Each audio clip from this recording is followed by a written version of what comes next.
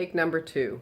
So I will admit that I did try and do another take, and I was so unhappy with the way that I looked that I just couldn't do it anymore. This is me without any makeup. This is Saturday. Saturday means that I get to be lazy and I don't have to dress myself or my face up, and I have to admit I'm having a little bit of a problem with that. So I'm trying. Today we are going, what do we do today? So today I'm waking up, and first thing I do is check social media, I check emails, and then I make my plan for the day. Plan for the day was to go to the gym, and then after that I needed to eat something because I hadn't eaten yet, and then I needed to buy some wine because I'm doing a wine tasting next weekend on Saturday that we gave away in a silent auction. Really excited to go out and see them. But they have chosen just Italian wines and said nothing sweet. So I needed to kind of do some research, and then I needed to go to the wine store. Didn't want anything typical that they usually would have tried, like no Chiantis, those sort of things. You know what? They've all done that before. So I wanted to bring some things that they might not have tried. What we're starting with is a bubbly red, and that's really exciting for me because most people haven't tried a bubbly red, and it's really a bubbly red wine. And so that's kind of exciting and fun. And then we're moving on to just let me check. We are moving on to the Fiore, and that one was also interesting for me because that's done with a Chardonnay and a Riesling grape as a white.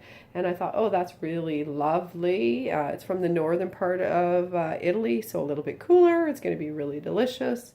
From there, we're moving on to a Soave. Not sure if that's how you say it, but that's what we're going with right now until I listen to Dr. Google, as I call it. And Dr. Google will help me out with that.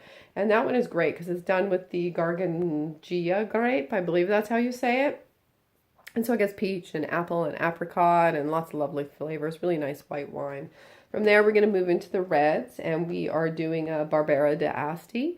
And the Barbera d'Asti, nice, easy drinking wine, really great with pizza, really light flavor. So you pair it with things like spaghetti or pasta in general, and pizza, really lovely. Salt, love salt, really nice. And then we're moving on to a Montepulciano. I don't know how to say that, I'm not Italian. So it's Montepulciano, maybe? Don't know. Look that up later too. Good point. This one is great as it is really delightful, really good price point, and I just enjoy it. And it has these oak and vanilla and chocolate and cherry and, you know, berry fruit kind of flavors in it, and it's really delish. And then that one is going to be followed by the most amazing thing, which I love, is the Zenato Amarone. And the Zenato Amarone is delicious. And for you who don't know, Amarone grapes are first dried for 3 to 4 months when they're done in the antipasto method.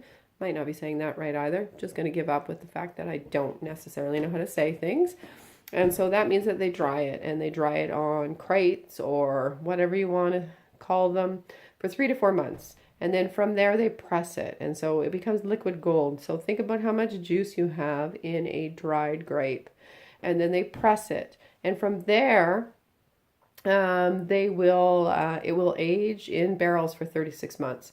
So first they press it. After drying it for 3 to 4 months, they also put it in a barrel for 36 months, and then they put it in a bottle, and then they give it to you.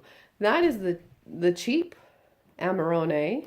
Comes out at about $50. And so you just think about that. 3 years in the bottle, they dried 3 to 4 months grapes, and they dried the grapes. So think about how much juice is coming out of there to be put in one bottle. It's really amazing. That one you want to decant for sure for 1.5, 2 hours. You let that happen, and it is delicious. So this is my Saturday. Is getting together the different wines and doing the research on them, looking at things like what they call the terroir, and so the ground that they're grown in. Today I learned about different grape methods, and so when I say the vine, and so I learned that the one particular wine that we're serving is done on a single grapevine, and so they prune it so that it has a single grapevine, and then it just has some, I'll call them nubs, and then it just has a couple nubs, and they actually prune it back so that it grows like that. And so it grows from the trunk, and then grows out to the side, and then it grows with little nubs. And that's how they prune that vine in order to grow the kind of grape that they have. And that was really interesting for me today because I didn't know that. After I'm done this, I'm going to eat something, and then I'm going to try and do a little more night market work.